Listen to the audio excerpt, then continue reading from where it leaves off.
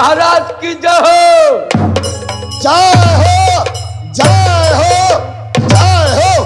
बहादुर महाराज कारण क्या है? एक बात कहे महाराज। कौन सी बात है? किला दिल्ली के अंदर जात का एक नटीन आए हुए हैं। क्या कहा? और ये नटीन को भिक्षा दिए, भिक्षा नहीं लिया। फिर क्या कहने चाहता है? इसके पास एगो नंगर कट्टा भैंसा है। आगे क्या हुआ? उस नटनिया को भिक्षा दिए। वो भिक्षा में क्या कहता? हगी देवो, मुट्ठी देवो, छेरी देवो। हरामजादी है कहाँ? महाराज उसको रखे हुए है ना। अगर आप ऑर्डर देंगे तो उसको बुला कर जल्द बुला शायद हो जाएंगे महाराज। हाँ देख नटनिया गए।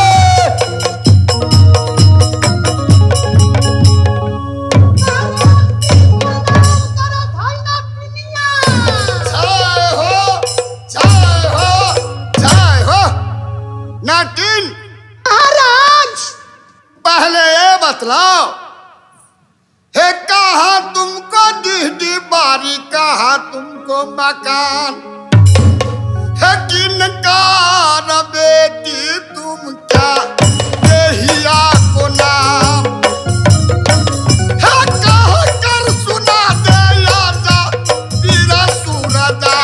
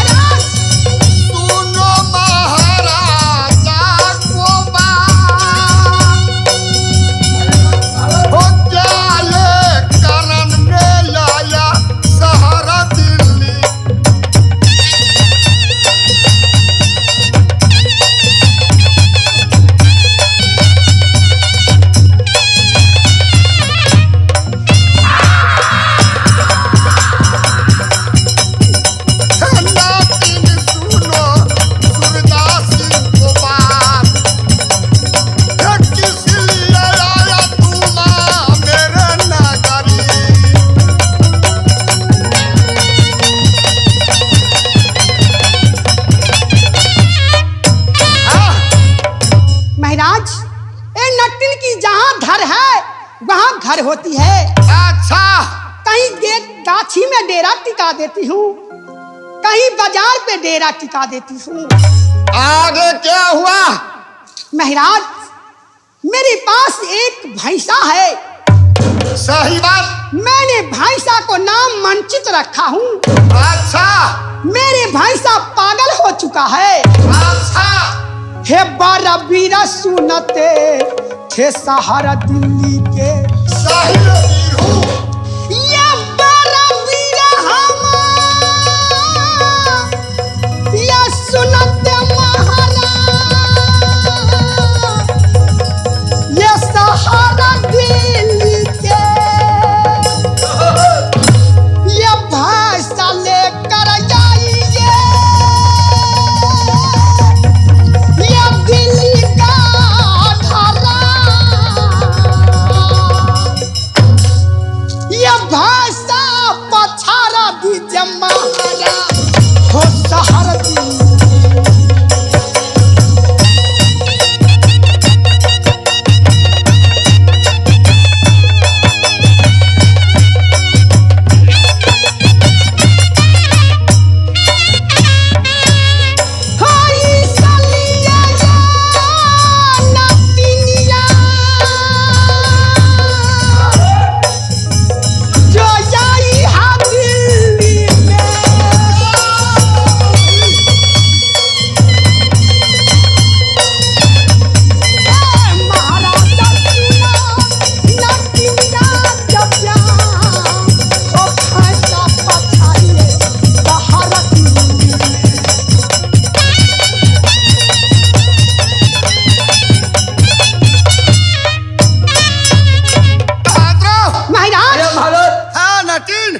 मेरी एक तमन्ना है। कौन सी तमन्ना है? जो कोई वीर मेरे भैंसा को पछाड़ के अच्छा नाच पहनाएगा, ये शादी जो करेगी नटनिया राजा नाच ये शादी जो करेगी नकलिया से उसका राजा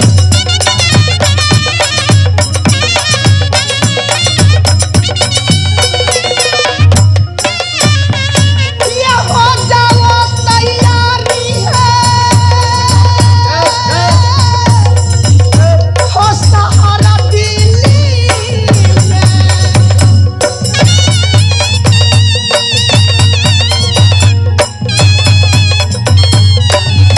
महाराजा सुना ना दुनिया का प्यार भाषा ये ना किया सहारा दिल्ली में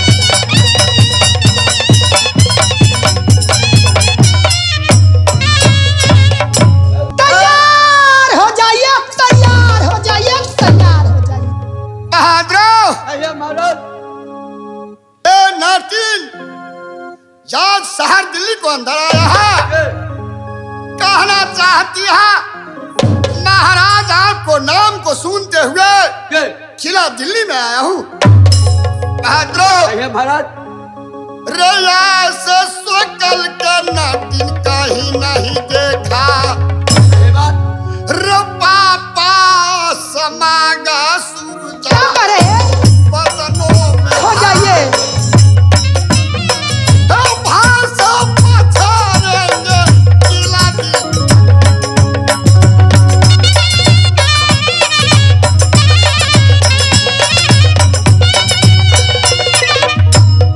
मिलना बोलिए महाराज सुनो ये सूरदास सिंह को बात कौन है महाराज बच्चा ये सूरत का नाटिन आया दिल्ली तैयार हो जाइए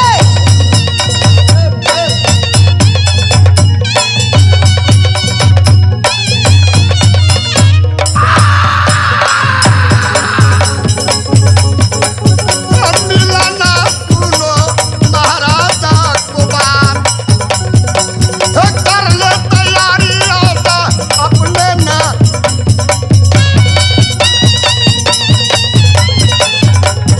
ए नाटिन चल चल तैयारी कर लो तैयार हो जाइए तैयार हूँ महाराज रुक जाए महाराज इधर आप बैठिए ऐसा को हम पछाड़ेंगे तैयार हो जाइए तुम अपना भैंसा ईसा तैयार हो जाओ बोलो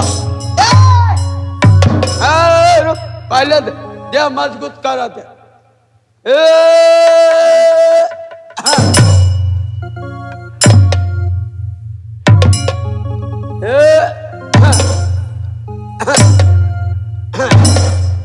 चलो तैयार हो जाओ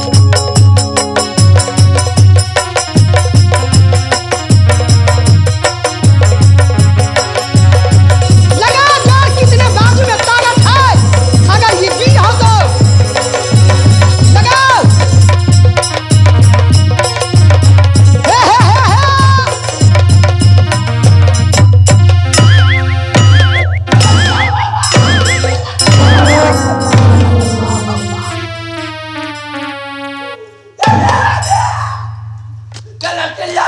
क्या हुआ कहीं तो कहने तू अपने तरथरे तू वीर नहीं है फूक डालूंगी महाराज चलो अगर आपके बाजू में ताकत है तो तैयार हो जाइए तैयार तैयार हूँ तैयार हूँ चलो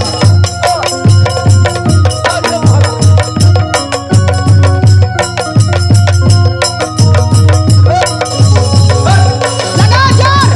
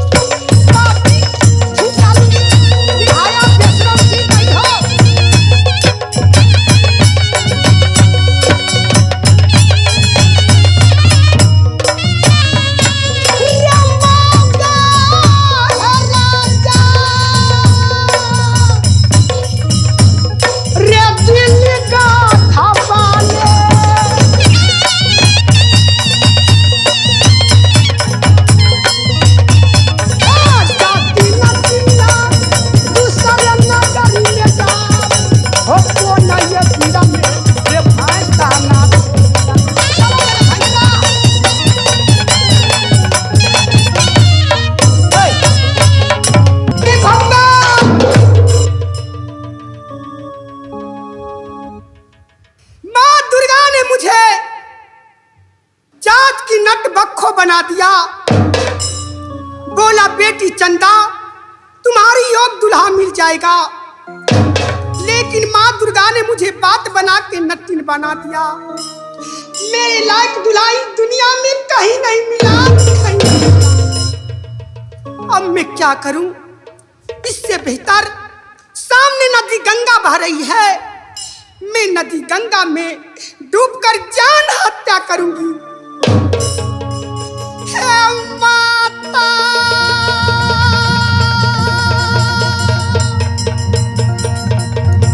ये सुना, ये गंगा, ये मेरी माँ।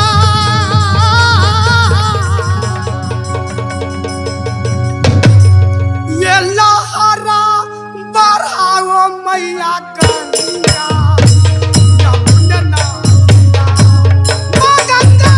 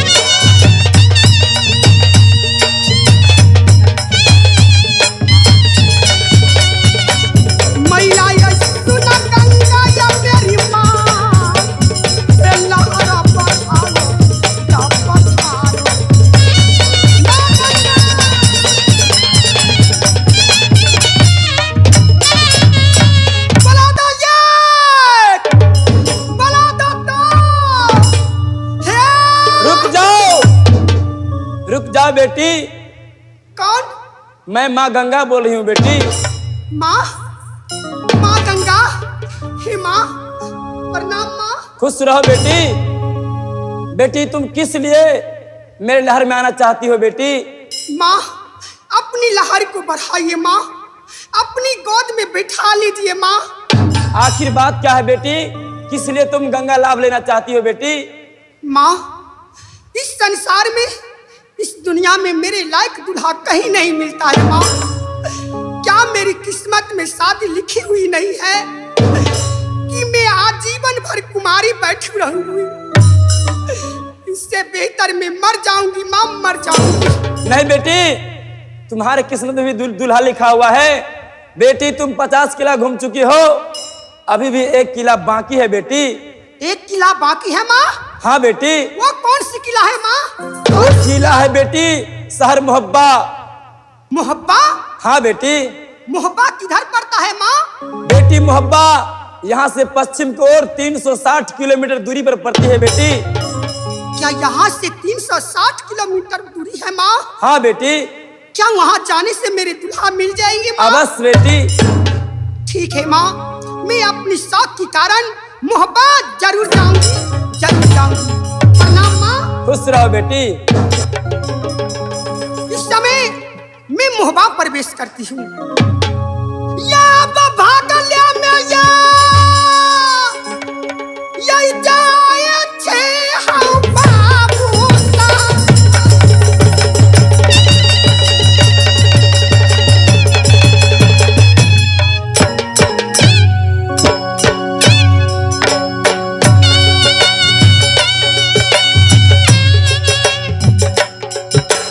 अब ये मोहब्बत ये नाकारी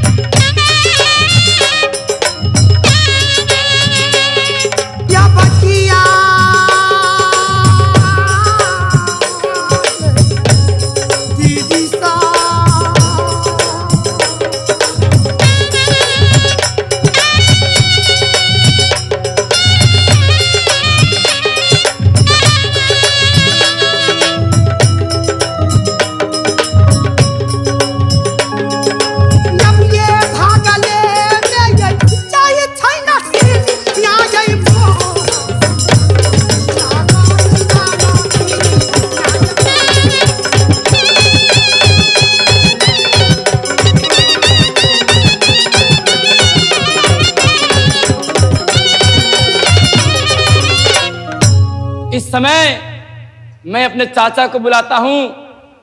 चाचा मिलन जी।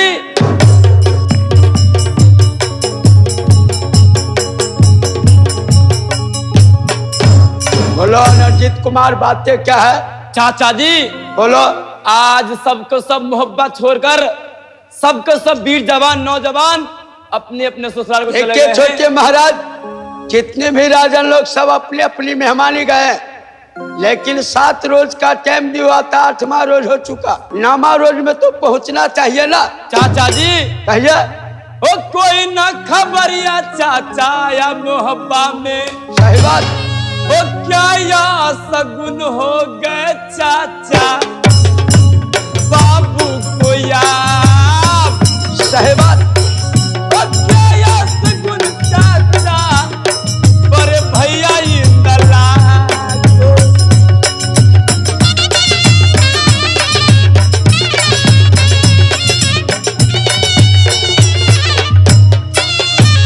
ओ चाचा बोलो छोटे महाराज। वो सब भूल गए मोहब्बत को यार। वो सब का सब भूल गए चाचा या जंगली को।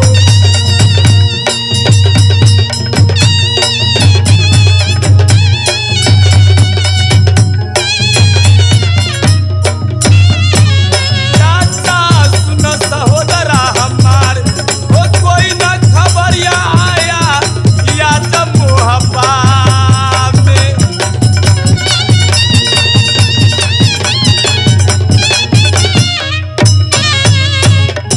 चाचा जी छोटे महाराज, सब को सब चले गया तो क्या हो गया? आप और हम है ना शहर मोहब्बा में। अगर कोई खत्री, कोई कायर, कोई कमीना अगर टपक गया, हमारी हम मिटा देंगे याद। तो समझ कोई आप, हमारी हम मिटा देंगे याद। उससे तू समान को।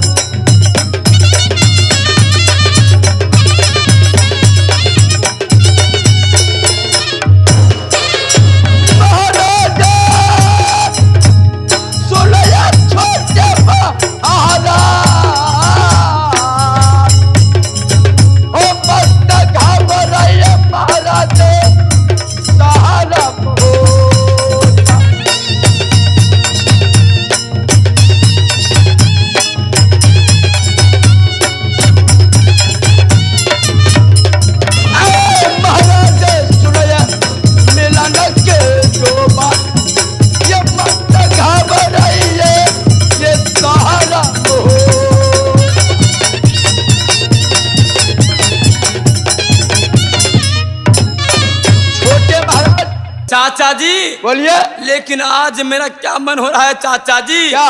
आज मोहब्बा खाली हो चुका है। आज मोहब्बा के अंदर कोई असगुन बीतने वाला है चाचा जी। क्या? बोलिए महाराज। ओ थर थर कलेजा चाचा कांपे जंगली को। अच्छा चाचा जी बोलो। आज मेरा मोहब्बा के अंदर डर सा लग रहा है चाचा। बोलिए। आज मैं मोहब्बा के अंदर अति घबराया हुआ हूँ। ओ थर थर कलेजा चाचा कांपे जंगली को। ओ क्या या सगुन होगा चाचा मोहब्बा में याद। सही बात। ओ क्या या सगुन चाचा या जब मोहब्बा में।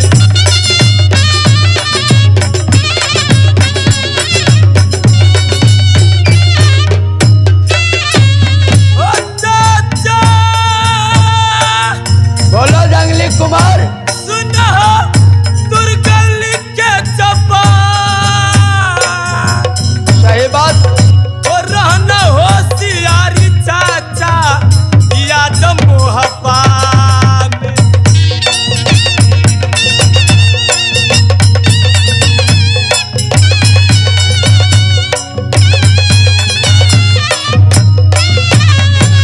चाचा सुनो सहोदरा हमार, और रहना होशियारी चाचा आज नगर मोहब्बा में। सही बात।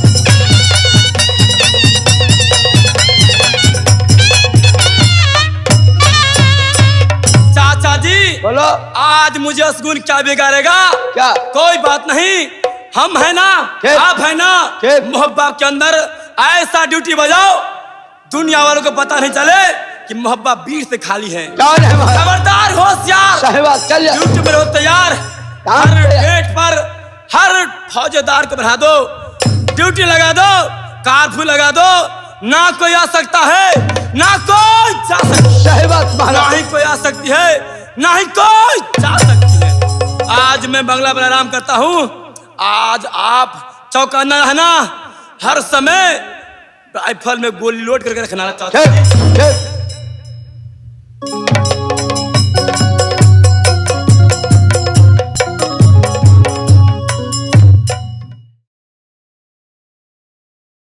हमारे इस चैनल मैथिली गंगा को लाल बटन दबाकर सब्सक्राइब करें व घंटी के निशान का बटन दबाएं ताकि सभी नए वीडियो आप तक तुरंत पहुंचे, बिल्कुल मुफ्त।